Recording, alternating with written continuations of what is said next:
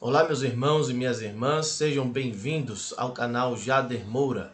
Hoje estaremos falando sobre uma das disciplinas do curso básico de teologia do Instituto Gamaliel, que é a disciplina de Geografia Bíblica, uma disciplina extremamente importante para podermos conhecer melhor a história da palavra de Deus, a história do povo de Israel e das nações que também fizeram parte, do enredo bíblico desde Gênesis até o livro de Apocalipse.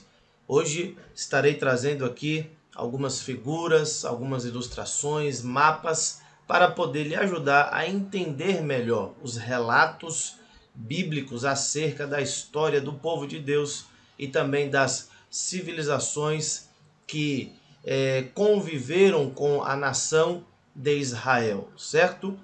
Se você é novo em nosso canal, aproveite e se inscreva, deixe o seu comentário. Se tiver alguma dúvida, pode deixar escrito aqui no nosso canal do YouTube. Se você é um dos nossos alunos do curso básico de teologia, deixe a sua dúvida anotada e lance lá no grupo do WhatsApp que teremos o prazer de lhe atender. Lembrando que este ano nós teremos uma grande novidade. Estamos criando uma plataforma online do curso básico, aliás, do curso médio de teologia, com 34 disciplinas. Teremos diversas disciplinas novas, uma plataforma com um conteúdo e uma produção muito melhor do que esta que estamos realizando aqui pelo canal do YouTube. Será uma plataforma com conteúdo mais extenso, um conteúdo mais elaborado, mais detalhado, mais aprofundado, também com edições profissionais que certamente ajudarão na produção deste conhecimento e deste conteúdo do curso médio de teologia. Então estejam atentos que até o final do ano nós estaremos lançando essa plataforma 100% online, através da qual você poderá estudar no conforto do seu lar, no horário que você desejar, diversas disciplinas do curso médio de teologia. Então nós iremos iniciar com o curso médio, que serão 34 disciplinas, e depois o curso avançado, onde teremos aí de 48 a 50 disciplinas. Então será um dos cursos mais completos de teologia aqui do Brasil, ok? Bem, hoje nós vamos abordar este assunto de uma forma resumida, ok? Para não tomarmos muito tempo. Estarei falando aqui dos principais aspectos da geografia bíblica, para que você entenda melhor a história, a cultura, os episódios relacionados à nação de Israel e também relacionados às comunidades, aos países, aos impérios, às civilizações que também fizeram parte da história do povo de Deus e que são citados nas Sagradas Escrituras, ok? Então vamos começar aqui com a definição. Etimologicamente falando, a palavra geografia significa descrição da terra. Destrinchando aqui a palavra, nós temos geo, que significa terra, e grafia, que significa descrição. Portanto, é a descrição da terra, do planeta Terra. Então nós estudamos o clima, o relevo, a vegetação, os hemisférios, os continentes, civilizações, cultura e diversas outras coisas relacionadas à história das nações aqui do nosso planeta Terra, ok? O conceito geral é de que a geografia estuda a Terra, o planeta Terra, certo? Qual é a importância da geografia bíblica? Porque aqui o nosso foco será a geografia bíblica, ou seja, estaremos estudando as áreas e as terras que estão relacionadas com as Sagradas Escrituras. Bem, por meio da geografia bíblica, nós teremos um conhecimento maior e melhor acerca né, da terra e das áreas que estão relacionadas à história geral, né, da palavra de Deus. Estaremos também descrevendo e delimitando os relatos sagrados, né, a história de Gênesis, de Êxodo, Levítico, Números, Deuteronômio, os livros ali históricos, poéticos, né, relacionados à história de Israel, até o Novo Testamento. Então isso nos ajuda a entender melhor este conteúdo e dar mais consistência e autenticidade às histórias que são relatadas pela palavra de Deus. Porque isso nos auxilia a interpretar e a compreender melhor os fatos bíblicos. Na geografia histórica do mundo bíblico, existe um fato importante que nunca deixa de ser motivo de admiração. E qual é? Que o Criador do universo, o nosso Deus, viesse escolher um lugar que aos nossos olhos parece tão insignificante em relação à grandeza do nosso planeta, como o pequeno retângulo da Ásia Ocidental, que é chamado de Fértil Crescente. E por que Deus escolheu este local? Né? Ou para que Deus escolheu este local? Bem, ele continua dizendo que escolheu o Fértil Crescente para ser o centro de sua revelação e de todas as vitórias alcançadas pelo povo escolhido e também pelo Salvador do mundo, que é o nosso Senhor Jesus Cristo. Então, quando nós comparamos o local escolhido por Deus, chamado de Fértil Crescente, para ser o palco, né, da revelação divina, onde aconteceu grande parte ou a maioria dos eventos relacionados à palavra de Deus, nós nos admiramos, porque o local escolhido por Deus diante da grandeza do planeta Terra parece ser algo extremamente insignificante pelo seu tamanho. Mas, como nós veremos, apesar do tamanho, né, este local é um local extremamente importante, certo? Nós estaremos mostrando aqui depois alguns mapas que vão delimitar melhor o Fértil Crescente, certo? Então nós temos aqui, se você observar, né, o Egito, temos aqui o Rio Nilo e essa faixa aqui verde, ela circunscreve, né, o que nós chamamos de Fértil Crescente, ok? O local onde as principais histórias, né, do mundo antigo, narrados pelas escrituras e onde as principais civilizações e impérios de antigamente se desenvolveram, ok? O Fértil Crescente é um retângulo de 2.184.000 quilômetros quadrados aproximadamente, onde foi desenvolvido, né, o cenário do drama bíblico. Esta região ela vai se estender de forma semicircular entre o Golfo Pérsico e o sul da Palestina, limitada ao nordeste e leste por várias cordilheiras que contém em seu interior o grande deserto da Arábia. Então, neste mapa fica melhor para podermos compreender, né, o Fértil Crescente, este local escolhido por Deus para ser o palco da revelação divina para toda a humanidade. Então, como eu disse, aqui nós vamos ter o Rio Nilo, certo? No Egito. Aqui nós temos o Mar Vermelho. Logo acima do Rio Nilo nós temos o Mar Mediterrâneo. E subindo aqui pela borda, né, pelo litoral do Mar Mediterrâneo, nós temos a região de Canaã, né, que hoje é a região da nação de Israel. Temos aqui a cidade de Jerusalém. Este localzinho aqui, ó, é o Mar Morto, certo? Que fica ali localizado em Israel. Logo acima, né, este pontinho azul aqui é o Lago da Galileia, também conhecido como Mar da Galileia, Lago, né, de Genezaré ou de Tiberíades. E subindo mais um pouco, você vai perceber, né, a região aqui da Mesopotâmia, que fica entre os rios Tigres e Eufrates. Então você tem aqui a região da Mesopotâmia. Logo abaixo aqui temos a Babilônia, né, o Império Babilônico. Temos a cidade de Ur dos Caldeus, que foi o local onde o patriarca Abraão nasceu e cresceu.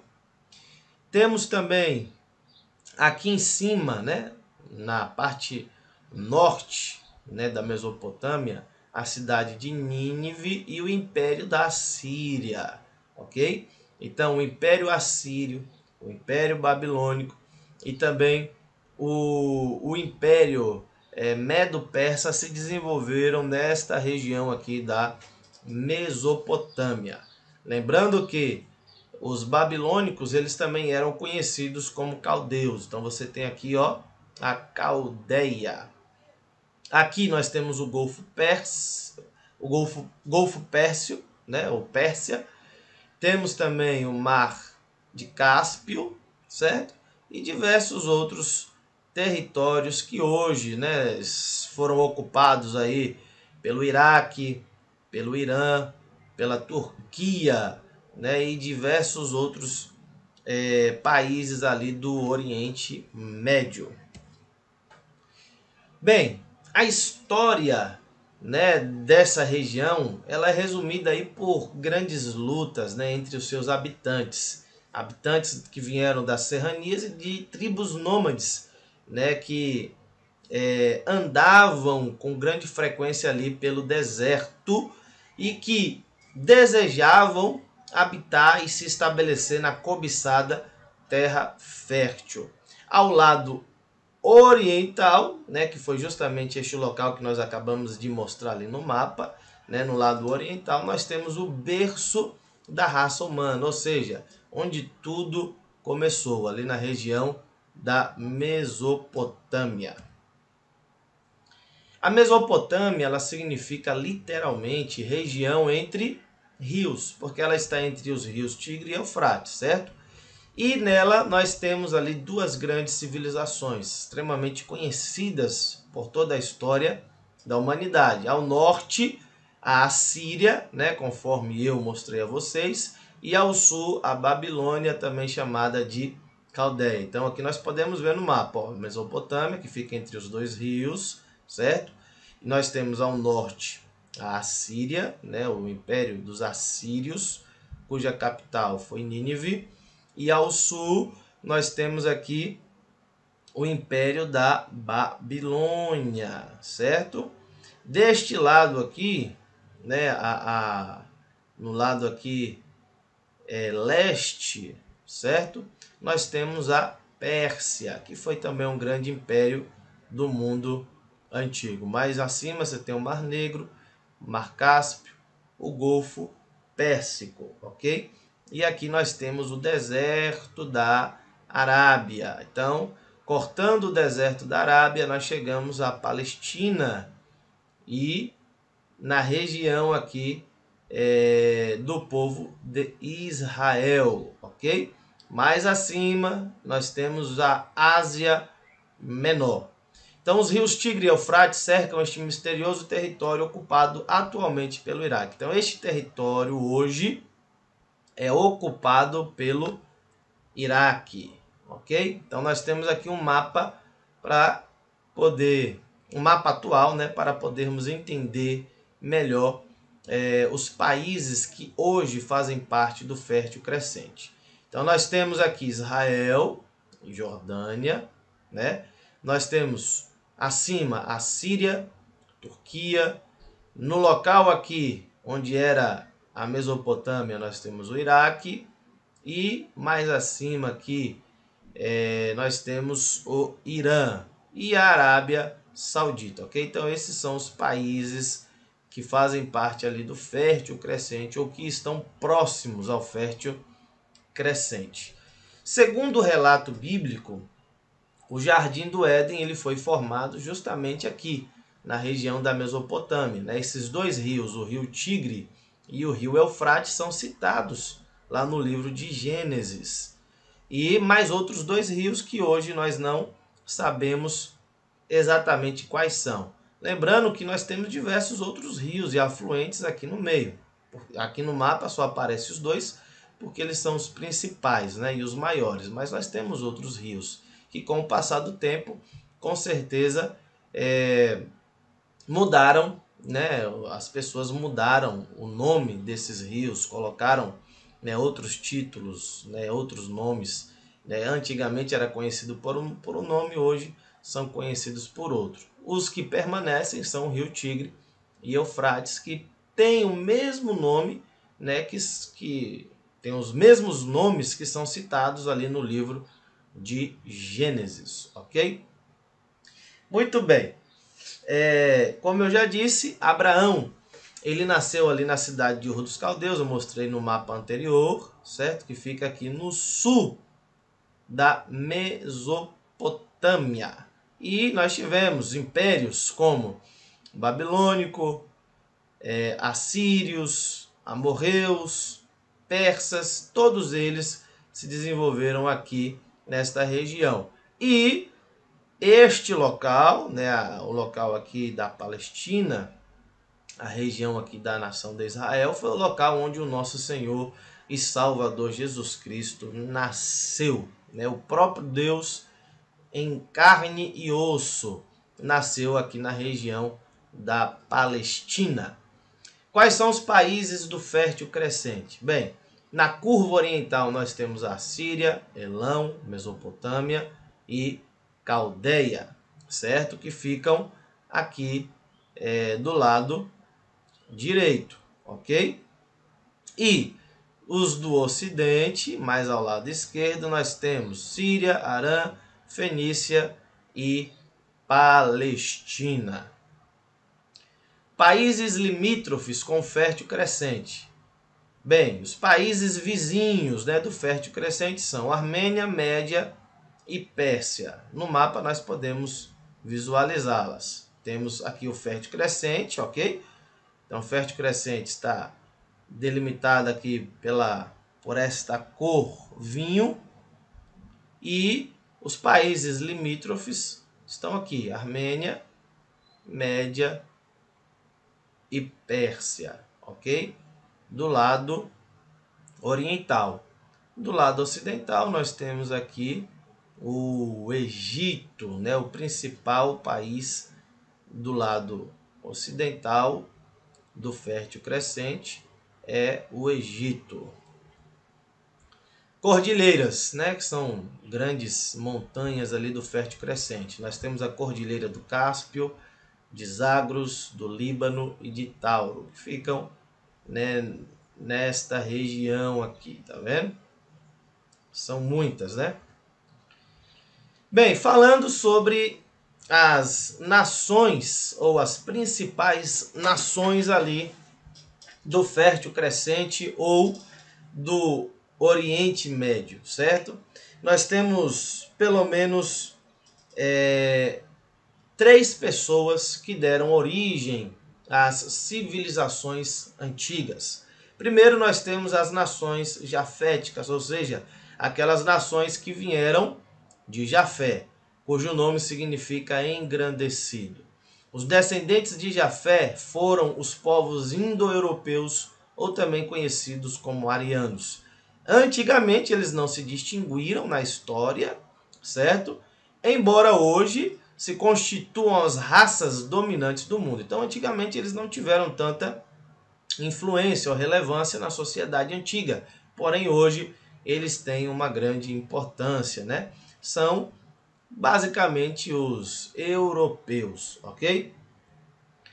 Temos as nações camitas que vieram de Cão, também conhecido e chamado de Cã, cujo nome significa calor.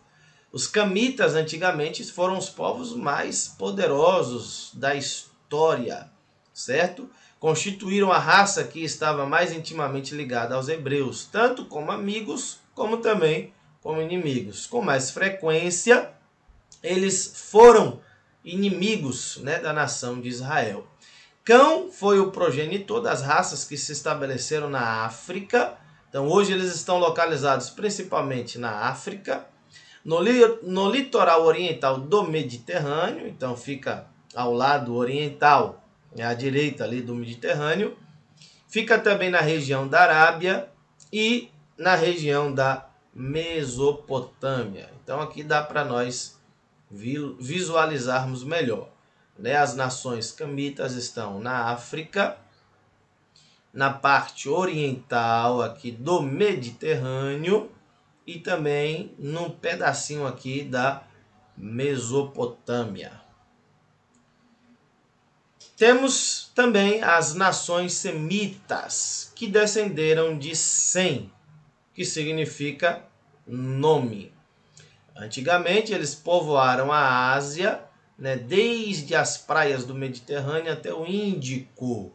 Então eles povoaram ali praticamente todo o continente asiático, ocupando maior parte do terreno entre Jafé e Cão. Então eles ficaram basicamente no meio, né, entre as nações jaféticas e as nações camitas.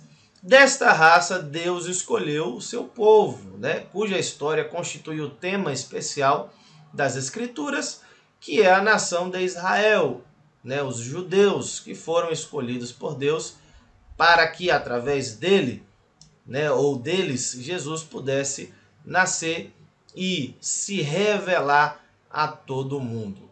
Então, Sem, ele foi o antecessor de 5 grandes raças e de muitas tribos subalternas. Então, aqui no mapa vocês podem visualizar melhor, né, a região ocupada, né, pelas nações semitas, cujo povo ou nação principal é a nação de Israel, né, o povo judeu. Nós temos um mapa, né, que vai mostrar o Oriente Médio entre os anos 3000 a 2000 antes de Cristo. Então, um mapa bem antigo, certo? Na cor roxa, nós temos aqui as nações camitas.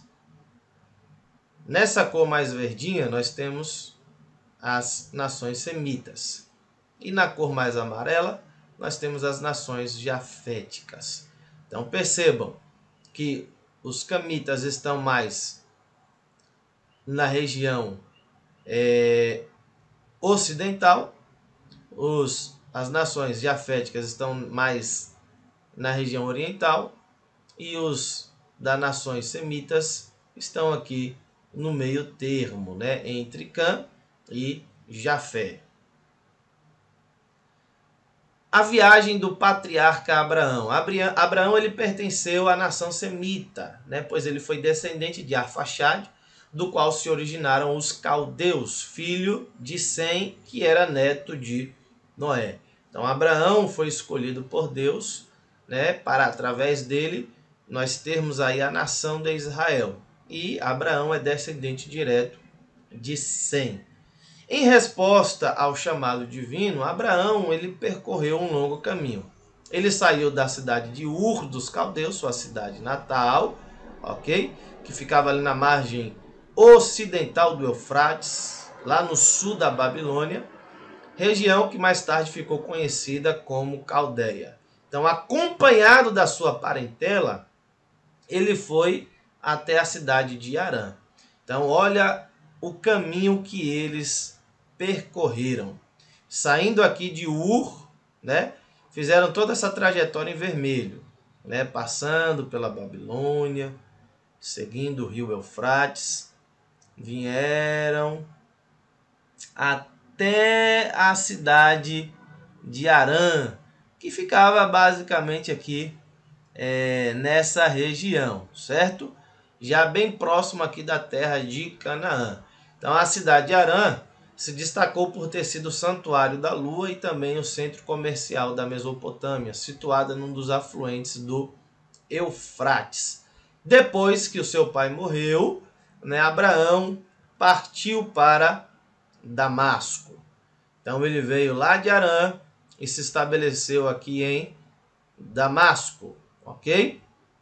Damasco ela foi a cidade mais possivelmente, né, a cidade mais antiga do mundo, e era o encontro de várias rotas de caravanas que conduziam à Arábia, ao Egito e também ao Mediterrâneo e à Babilônia. Então era um centro comercial muito famoso, uma cidade que dava acesso às principais regiões do mundo antigo e, portanto, uma cidade extremamente importante.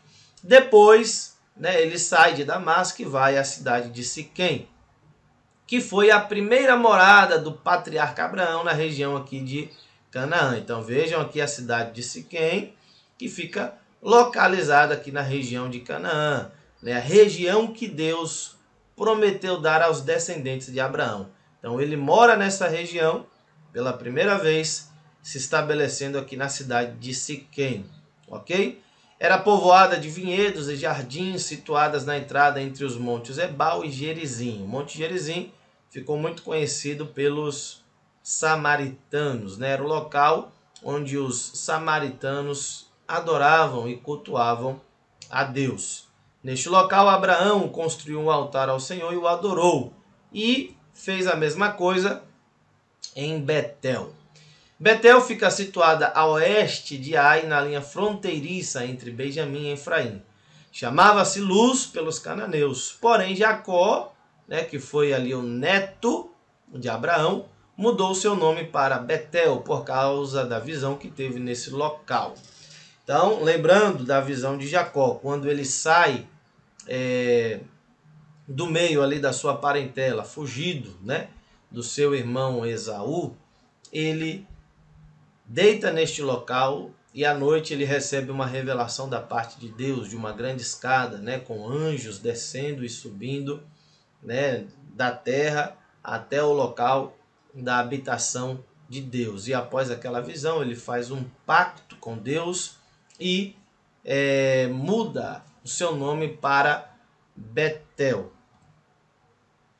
Lugares que estacionou em suas viagens subsequentes. Então aqui nós vamos falar dos locais por onde Abraão passou nas viagens subsequentes, logo após ele ter se estabelecido ali na região de Canaã. O primeiro local foi o Egito, né? Ele visitou o Egito e passou uma temporada lá justamente por causa da fome que se estabeleceu ali na região de Canaã. Então Abraão teve a oportunidade de morar durante um período da sua vida no Egito, ok? Depois ele foi para Hebron, onde ele armou a sua tenda depois de uma altercação com Ló. Então, logo após aquela discussão entre os pastores, né, das ovelhas de Abraão com os pastores da ovelha de Ló, Abraão ele fala para Ló escolher para onde ele queria ir, né? E aí eles acabam se separando durante um período de tempo, e logo após isso Abraão vai para a cidade de Hebron. Depois ele vai para Obá, ao norte de Damasco, onde ele pôde salvar a Ló e resgatar os seus bens, né? Depois que Ló foi capturado, Abraão vai atrás, né, do seu sobrinho para libertá-lo das mãos dos reis ali daquela região. E logo após, né, o regresso dele de Obá, ele tem aí um encontro com o célebre Melquisedeque, conhecido como sumo sacerdote e rei de Salém. Lembrando que Salém é o antigo nome da cidade de Jerusalém. Então Melquisedeque foi um personagem extremamente importante, era sumo sacerdote do Deus Altíssimo, e Abraão devolve o dízimo, entrega nas mãos de Melquisedeque e é abençoado pelo mesmo, ok? Depois ele vai para Berseba. Neste lugar aconteceram o pacto de Deus com Abraão e o nascimento de Ismael. Então, quando Abraão se deita com Agar, né, a serva da sua esposa Sara ou Sarai, após algum tempo, né, Ismael nasce justamente na cidade de Berseba. A localização exata desta cidade tem sido tema de discussão. Berseba foi a cidade residencial de Abraão por alguns anos. Está situada no extremo meridional de Judá, em meio a ricas e abundantes pastagens e poços de água doce, dos quais subsistem alguns até os dias de hoje. Logo depois, nós temos este evento, né, extremamente importante na história de Abraão, que ocorreu lá no Monte Moriá.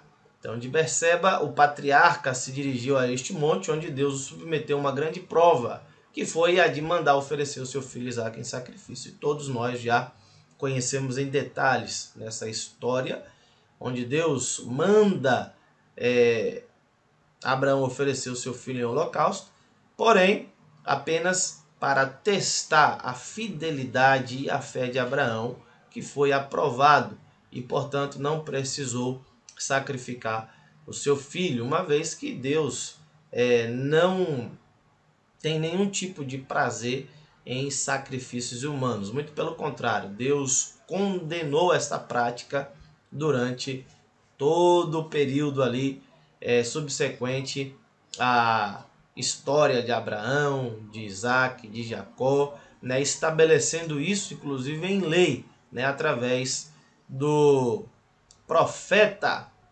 rei e conhecido também como grande legislador Moisés, ok? Os primeiros moradores da Terra Santa. Bem, a terra de Canaã ela era povoada aí por diversas pessoas, certo? Antes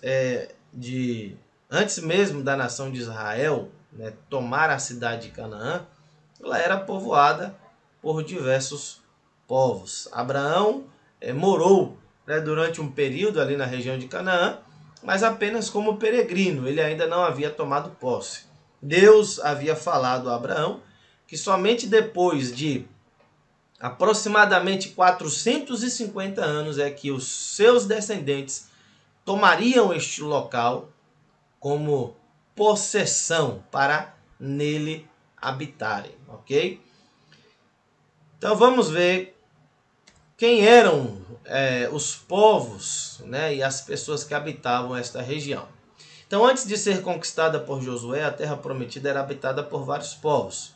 Moisés os enumerou lá em Deuteronômio, capítulo 7, versículo 1. Ele falou sobre os heteus, girgazeus, amorreus, cananeus, ferezeus, heveus e jebuseus. Então, 7 gentes mais numerosas e mais poderosas do que tu, ou seja, é uma referência aqui à nação de Israel que ainda estava em desenvolvimento, ok? Então essas nações eram de origem camita, então vieram, né, de Cã ou de Cão, foram vencidas, né, pelo exército de Josué. Então logo quando Moisés morre, Josué assume a responsabilidade de levar o povo até a região de Canaã para tomar posse daquela terra que havia sido prometida por Deus. Porém, chegando lá, as cidades eram fortificadas, né? Tinham grandes muralhas, muros, grandes exércitos. Porém, com a bênção de Deus, nenhuma daquelas cidades foram capazes de resistir ao ímpeto dos israelitas, a exemplo da cidade de Jericó, que era uma cidade extremamente fortificada, mas que foi tomada, né, pelo povo de Deus. Quem eram os povos vizinhos da Terra Santa? Bem, Israel não exterminou todas as tribos como Deus tinha ordenado e teve que conviver com outros povos aguerridos, idólatras e belicosas. Essas gentes causaram muitos transtornos à progênie de Abraão, escravizando às vezes tribos inteiras. Eis os principais povos que sobreviveram às investidas dos exércitos de Josué. Foram eles: os cananeus, os filisteus, amalequitas, midianitas, moabitas, edomitas, fenícios e sírios. Então, relembrando, quando Deus promete a Abraão que lhe daria aquela região de Canaã, né, região que mana leite e mel, ele havia estabelecido um tempo para que isso acontecesse, certo?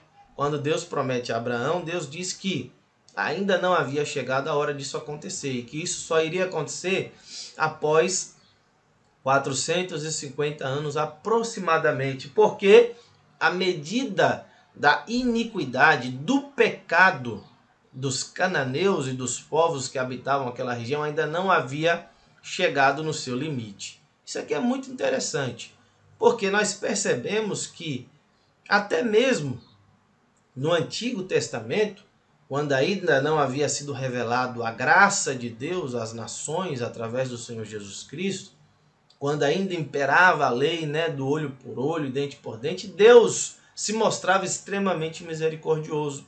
Porque Deus poderia destruir os moradores daquela terra de uma só vez.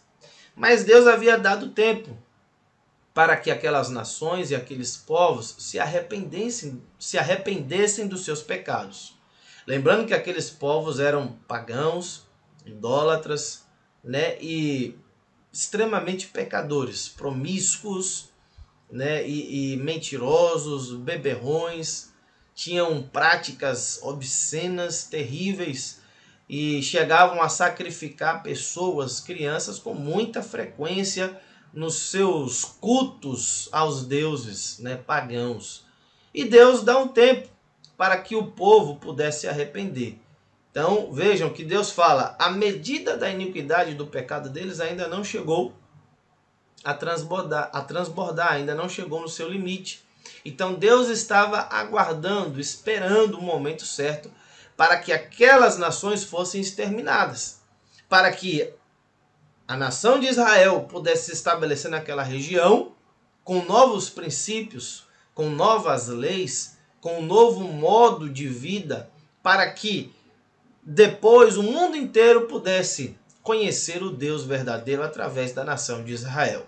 Porém, como vemos lá no livro de Josué, a nação de Israel não obedeceu à ordem dada por Deus e acabou convivendo com essas nações que acabamos de citar aqui.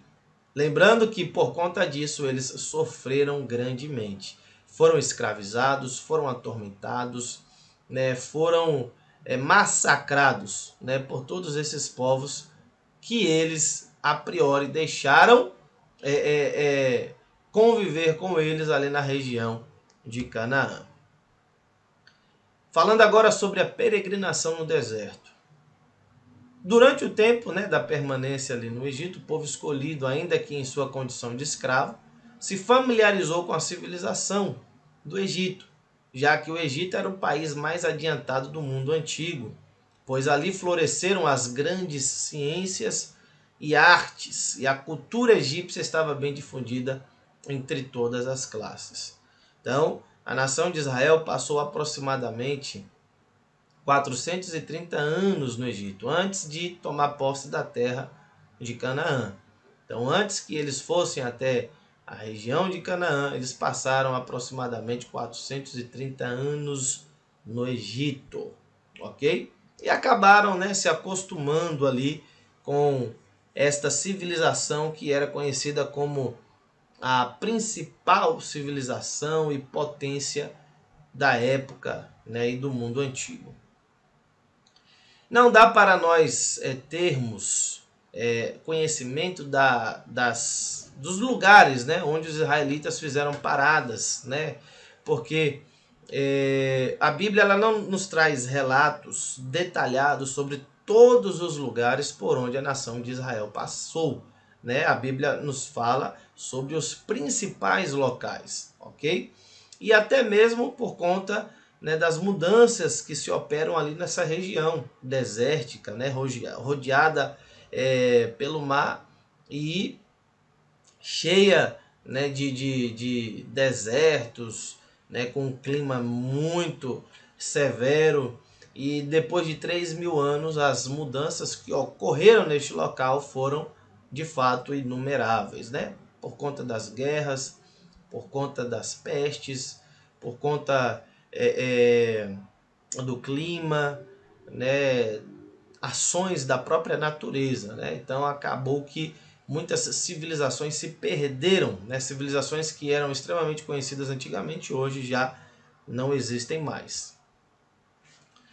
Bem, a seguir são consignadas as etapas das rotas da marcha do povo judeu de Ramsés, lá no Egito, até a cidade de Jericó, em Canaã, conforme, né, nós vemos em Êxodo 12:37 até o capítulo 40, e essas outras referências também, ok? Então vejam só, Israel passou exatamente por todos esses locais. Então você pode dar uma pausa aí no vídeo para ler com mais cuidado, certo? Para eu não perder tempo lendo tudo isso, você pode depois pausar para poder averiguar. Então nós temos aqui na sequência 1, 2, 3, 4, 5, 6 até número 20, quando eles chegam de Jericó. Então eles saem de Ramsés e chegam até a cidade de Jericó. Lembrando que eles levaram aproximadamente 40 anos, né, fazendo essa viagem, né, em ciclos, né, dando voltas ali pelo deserto por conta da sua desobediência. Bem, temos aqui agora a divisão da Palestina entre as 12 tribos. Então, sob o comando de Josué, os exércitos de Israel conquistaram a terra que mana leite e mel, e a Palestina foi repartida de forma desigual entre as tribos de Israel. Lembrando que, apesar deles conquistarem, eles não destruíram todos os moradores daquela região. Então as tribos de Gade, Ruben e a meia tribo de Manassés ficaram com a Transjordânia. Os territórios ocidentais foram distribuídos a estas tribos, a saber, Naftali, Aser, Zebulon, Issacar, Manassés ocidental, Efraim, Benjamim e Dan. Judá e Simeão foram contemplados com os territórios do sul. Então aqui nós temos as 12 tribos e a repartição das mesmas. Então mais uma vez você pode pausar este vídeo para olhar, né, a região de cada uma delas. Lembrando que nem sempre o maior é o melhor, certo? Então tem, por exemplo, territórios aqui extremamente grandes que não são necessariamente os melhores, uma vez que estão cheios de montanhas, deserto, né, sequidão, clima muito agressivo. E nós temos outras regiões que, apesar de serem menores, são melhores, né, por conta do seu território mais plano, né, com rios e afluentes e diversas outras coisas aí que facilitavam a vida das pessoas, né, e da criação ali dos seus rebanhos e dos seus animais. Em relação aos levitas, né, os levitas eles não receberam uma parte, né, da terra como as demais tribos, porque os levitas eles tinham a função de cultuar a Deus, né, e de serem ali os mediadores entre Deus e o povo. Então eles ficaram espalhados, né, entre todas as tribos.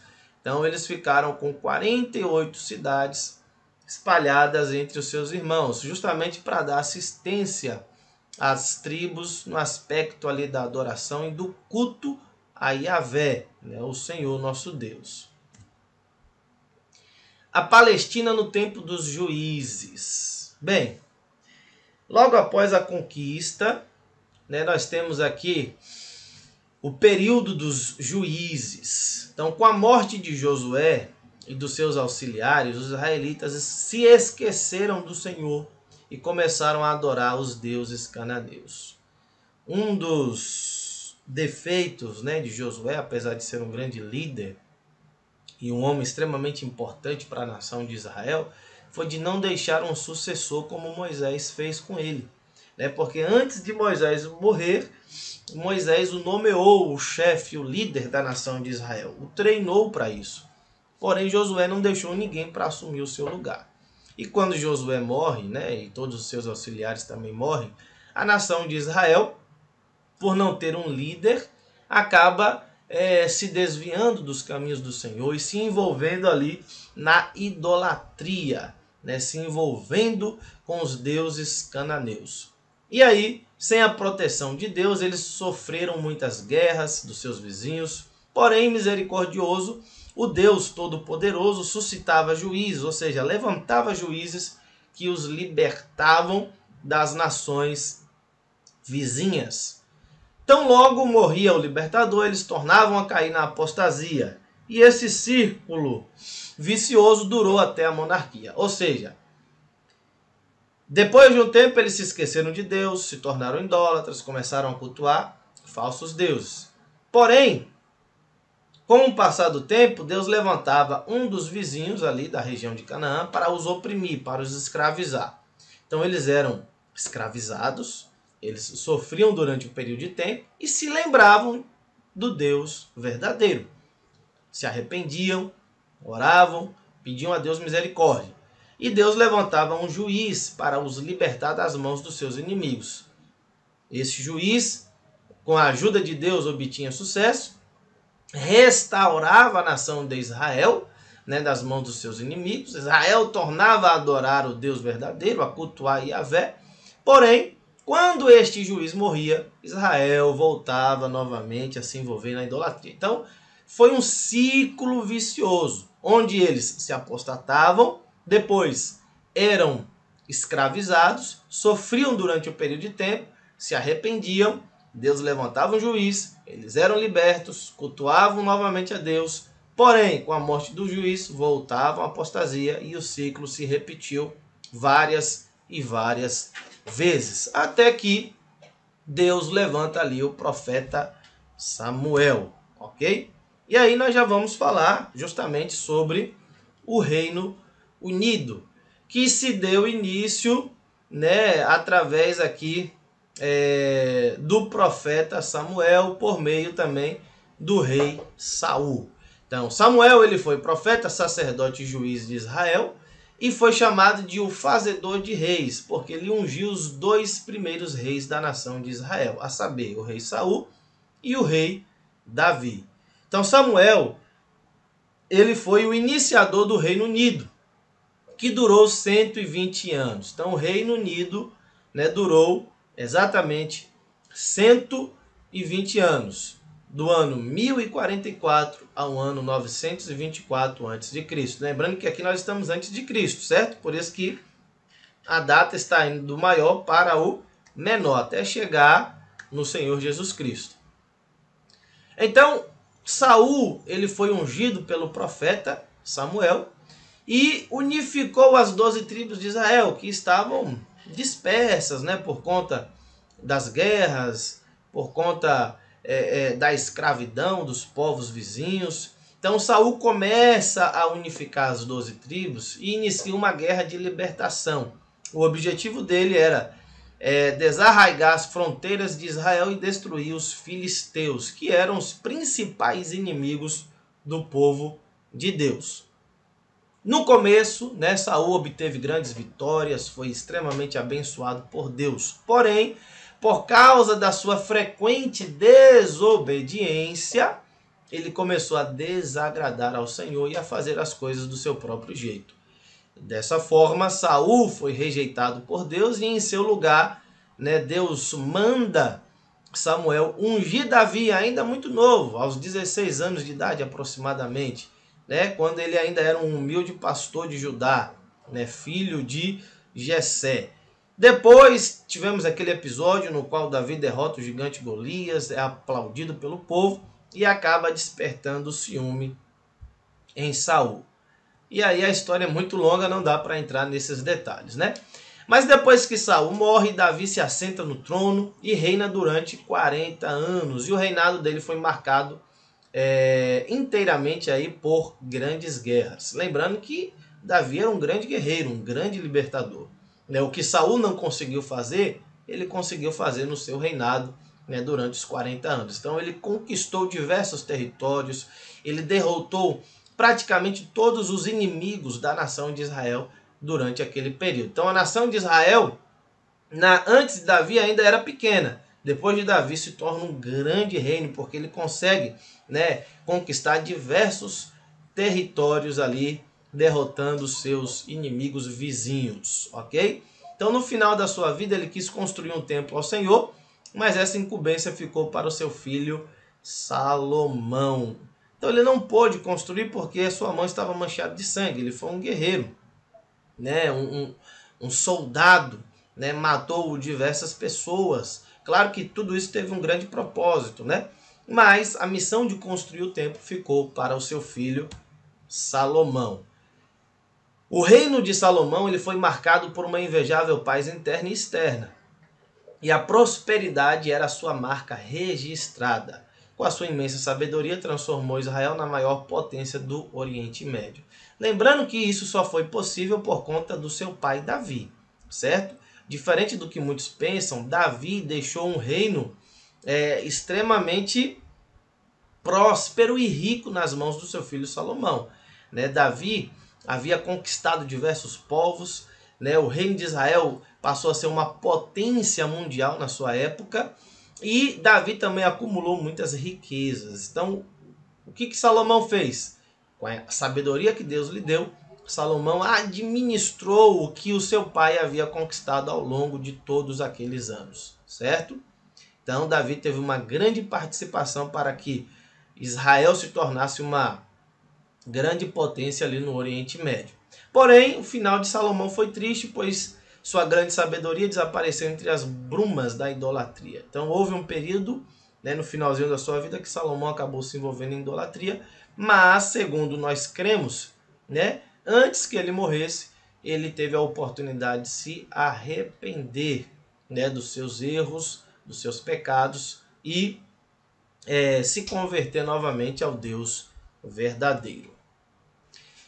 Olha, aqui nós temos agora os reinos de Israel e Judá. Lembrando que primeiro nós tivemos o Reino Unido. Começou com Samuel e foi até o reinado de Salomão. Aqui nós já temos o reino dividido.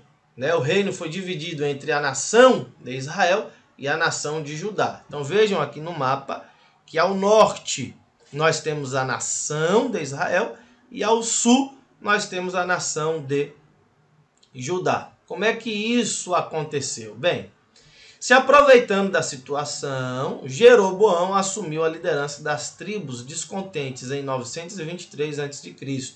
O reino de Israel dividiu-se em as tribos de Judá, que ficaram com, o reino de Judá ficaram com as tribos de Judá e Benjamim, que permaneceram fiéis à dinastia de Davi, e as tribos do norte, encabeçada por Efraim, que formavam um novo reino. Então, preste atenção. Quando Salomão morre, ele deixa em seu lugar o rei Roboão, não é Jeroboão. Então, quem era o filho de Salomão? Roboão. Roboão assume o reino de Salomão. Porém, por falta de sabedoria e por conta da sua imaturidade, e também por conta dos seus pecados, ele acaba tendo um péssimo reinado. Ele subjuga as pessoas, ele cobra altos impostos e as pessoas acabam ficando descontentes com o seu reinado.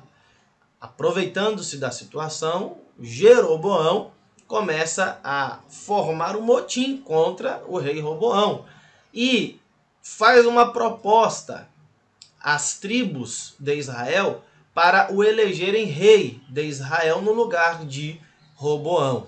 Porém, duas tribos não concordam, que foram justamente as tribos de Judá e Benjamim, que permaneceram fiéis à dinastia de Davi, uma vez que Roboão era descendente de Davi. Porém, as 10 outras tribos se aliam ao líder Jeroboão e o nomeiam rei de Israel. Então, Jeroboão fica com as 10 tribos aqui no Reino Norte, chamada de Reino de Israel, e Roboão, que era filho de Salomão e neto de Davi, fica com o reino de Judá, composto apenas pelas tribos de Judá e de Benjamim. Mas por incrível que pareça, Judá se tornou mais forte do que as 10 tribos de Israel no Reino Norte. Por quê? Porque aqui em Judá nós tivemos reis piedosos e obedientes a Deus. E no Reino Norte, todos eles, indistintamente, todos foram idólatras. Então, por conta disso, a bênção de Deus permaneceu durante um bom período de tempo sobre o reino sul, o reino de Judá, e Israel acabou sendo destruído por conta da sua idolatria. Aí aqui nós temos os dois principais cativeiros, que foram os cativeiros assírios e os cativeiros babilônicos. Deus, né, levanta ali o Império Assírio para subjugar agora o Reino Norte, a nação de Israel. Então, depois de Jeroboão, Israel teve 18 reis, todos trilharam o caminho da idolatria.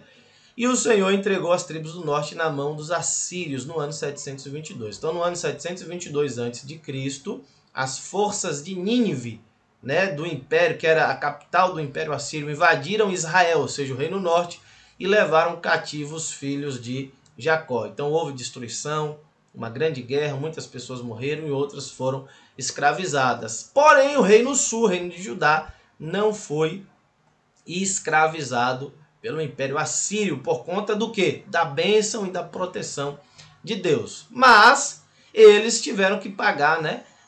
Pagar pesados tributos à Síria. Ou seja, eles não foram escravizados, porém eles pagavam, né, mensalmente ou anualmente, né, diversos impostos ao Império Assírio. Então eles sobreviveram ainda durante 155 anos. O reino de Judá ficou livre da escravidão durante 155 anos.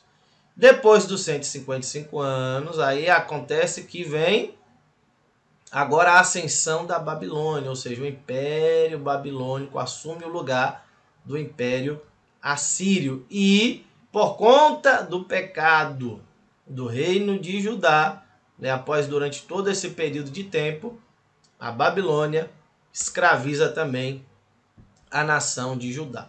Então, no ano 605, tropas babilônicas invadem Judá.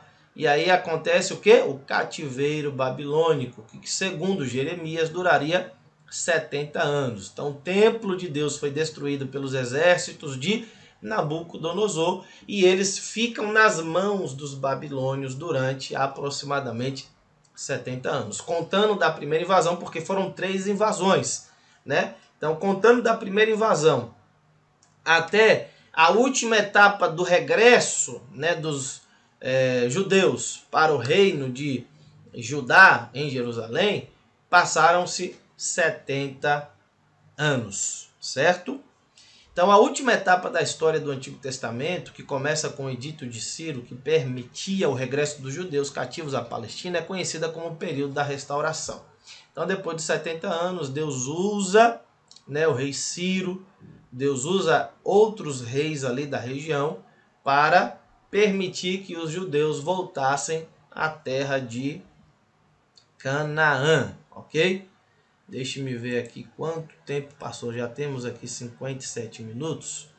Então nós vamos adiantar, né, para não ficar muito extenso. Quais são os nomes da Palestina? Tivemos aqui Canaã, né, o nome mais conhecido aí. Talvez por conta dos primitivos habitantes de Cão, incluindo aqui o Vale do Jordão, o Mediterrâneo, o Líbano e o sul da Arábia, certo?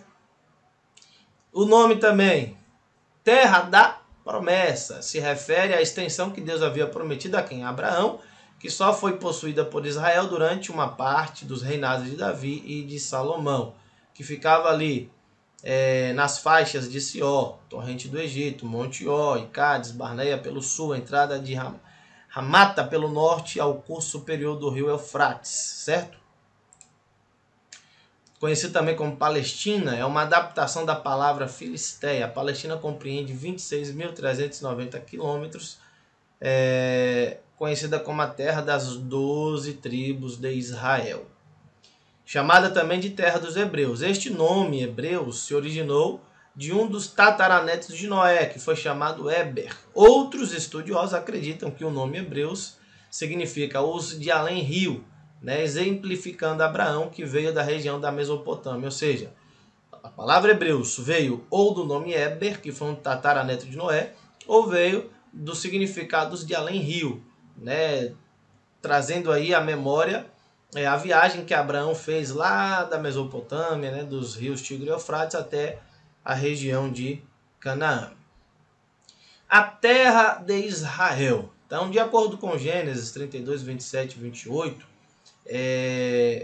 lá no rio ou no vale de Jaboque, né, houve ali um encontro, né, do anjo de Deus com o patriarca Jacó. Um evento que ficou marcado na vida de Jacó, né, e onde Jacó também recebeu o nome de Israel, ou seja, no hebraico, Israel significa aquele que luta com Deus. Então, a partir daquele momento, ele ficaria conhecido como Israel, né? E a aliança que Deus havia feito com Abraão é renovada. O pacto que Deus havia feito com Abraão é renovado por meio de Jacó, ok? E aí nós temos, né, a nação de Israel que existe até os dias de hoje.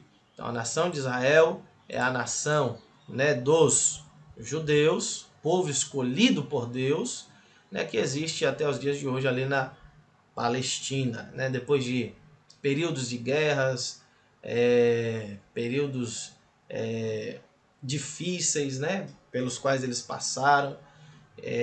Tivemos diásporas, né, ou seja, momentos em que os judeus foram espalhados pelo mundo inteiro, né, e várias coisas aconteceram até que eles retornaram novamente à Palestina e estabeleceram a sua nação ali na terra que Deus prometeu aos judeus, né, ao patriarca Abraão, patriarca Isaac e o patriarca Jacó.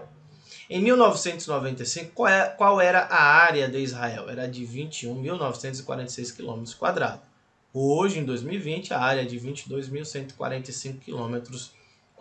Este número está sempre variando por conta das guerras, né, frequentes que acontecem ali na região, onde eles podem perder ou podem ganhar novas faixas de terra.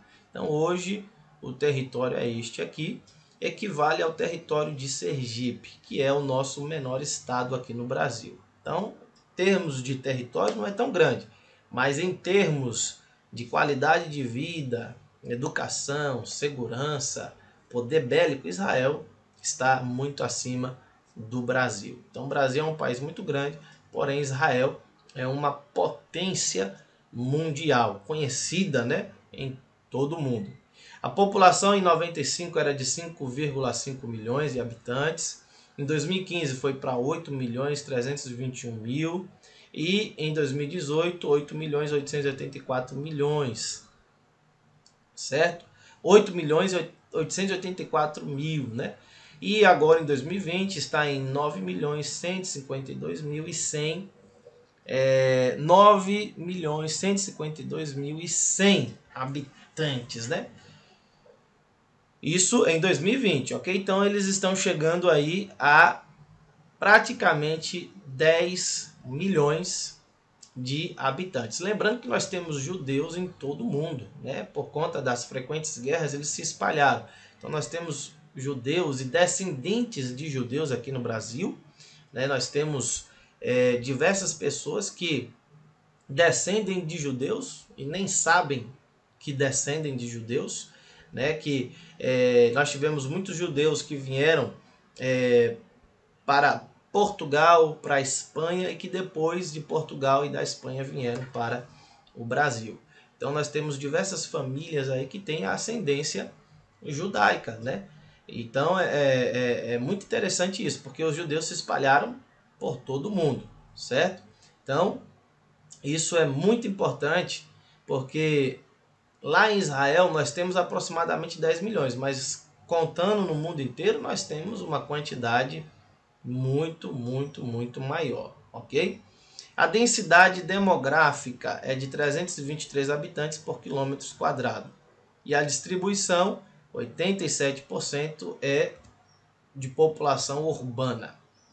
Composição étnica, ou seja, descendentes de Sem, que são os judeus, 74,2%. Árabes, 20,9%.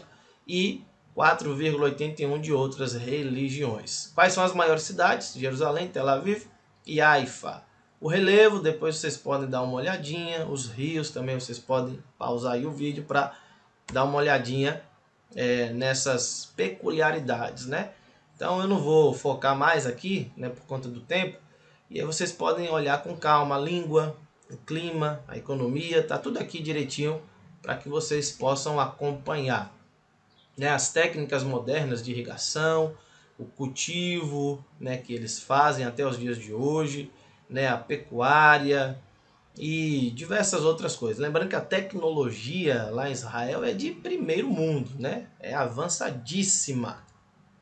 A indústria, né, alimentícia, siderúrgica, petrolífera, metalúrgica, dentre outras, o comércio, ok? Comércio estabelecido principalmente com esses países, né? Estados Unidos é um dos aliados de Israel. Graças a Deus que o Brasil também tem se tornado, através do atual presidente, um aliado de Israel, pois nós sabemos que todos os países que se aliarem a Israel serão, de forma direta ou indireta, abençoados por Deus, certo? É uma promessa que Deus fez à nação de Israel. E todos os eventos bíblicos, né, e profecias e eventos escatológicos têm Israel como ponto central. Então, todas as nações amigas de Israel, lá no período da grande tribulação, serão poupadas da iminente destruição que será efetuada por ocasião da volta ou da segunda fase, né, da volta do Senhor Jesus Cristo. E aqueles que forem inimigos de Israel serão totalmente destruídos, porque se eles serão inimigos de Israel, automaticamente eles estarão aliados, né, ao anticristo, ok? Temos aí a mineração, o transporte, sistema de governo, você pode dar uma olhada, a educação, a história, né? Então, na história aqui, ó, durante a sua peregrinação, Israel sofreu os mais duros reveses. Judeus foram massacrados em todas as partes do mundo. Nos anos que precederam o estabelecimento do moderno Estado judaico, Hitler ordenou a matança de 6 milhões de israelitas. Foi o mais bárbaro crime da história. Então, aproximadamente 6 a 7 milhões de israelitas foram torturados e mortos por mandato de Hitler na Segunda Guerra Mundial.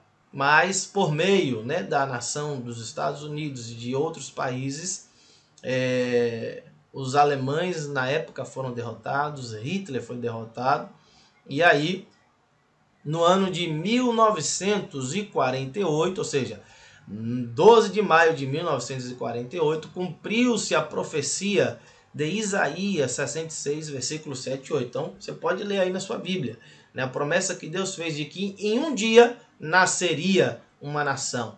Então, a nação de Israel passou a existir novamente no ano de 1948. E o interessante é que o voto de Minerva, né, o voto decisório, foi dado por um brasileiro. Parece-me que o nome dele era Oswaldo Aranha, alguma coisa assim. Então ele estava em empate se eles dariam a permissão para Israel se estabelecer novamente na Palestina ou não. E o voto final foi desse brasileiro. Então, através do voto deste cidadão brasileiro, Israel também pôde voltar à sua terra, se estabelecer novamente ali na região da Palestina. E desde lá eles enfrentaram diversos conflitos bélicos, guerras, né? Em 1948, logo quando eles chegaram, teve a Guerra da Independência, né? Não tinham estrutura, não tinham exército, não tinham armamento, mas foram vitoriosos porque a bênção de Deus está sobre aquela nação. Em 1956, a Guerra de Suez, 67, a Guerra dos 6 Dias, 73, a Guerra de Yom Kippur, em 82, a Guerra do Líbano. Vocês podem pesquisar depois aí na internet, no Google, cada uma dessas guerras e ver como Deus guarda e protege essa nação até os dias de hoje, né? Então todas essas vitórias foram milagrosas, né? E hoje a nação de Israel de fato é uma grande potência bélica e mundial.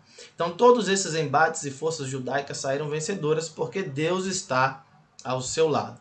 Aqui nós temos o mapa atual, né? O mapa político de Israel. Lembrando que hoje a capital política de Israel é Tel Aviv. e a capital religiosa é Jerusalém, ok? Então, com o seu renascimento e progresso, a nação israelita adquiriu grande significado para nós evangélicos. Por quê? De acordo com Abraão de Almeida, com o cumprimento das profecias, Deus nos está mostrando a sua fidelidade a Israel e a sua fidelidade também à igreja.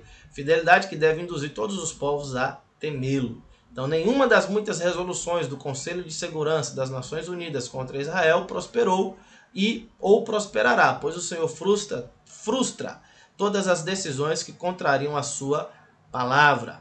Também tem sido quebrantados os maus intentos dos inimigos de Israel, ou seja, a União Soviética, a OLP, a Organização a Organização para a Libertação da Palestina. O retorno final de Israel, a reconstrução de suas cidades antigas e o reflorescimento do país indicam que estamos vivendo nos últimos tempos. Então, apesar de Israel ter muitos inimigos, Deus tem permanecido fiel e tem cumprido as suas promessas na nação de Israel. Lembrando que a nação de Israel é o relógio de Deus para a humanidade. Então, tudo que acontece com a nação de Israel aponta para o advento da volta de Jesus Cristo e para o cumprimento das promessas escatológicas escritas na palavra de Deus, ok? Então, a Organização das Nações Unidas muitas vezes tentou destruir Israel, a União Soviética, a OLP, mas nenhuma delas prosperou. Então, Deus tem sido com Israel até os dias de hoje e cremos que Deus continuará guardando Israel até que o Senhor Jesus se revele a eles, para que através do Senhor Jesus eles reconheçam Jesus como o único e suficiente Salvador de suas vidas. E aqui nós temos um vídeo sugestivo para vocês assistirem depois. É o documentário sobre a história de Israel e do povo judeu. Está lá no YouTube, vocês podem acessar. Um documentário muito bom que certamente irá edificar a vida de vocês. Então, espero que este vídeo tenha valido a pena e que você tenha aprendido. Se você tiver alguma dúvida, deixe aí nos comentários, ok? Que nós teremos o prazer depois de lhe atender. E fique ligado no nosso canal, porque teremos muitas outras novidades, tá bom? Deus abençoe e um grande abraço.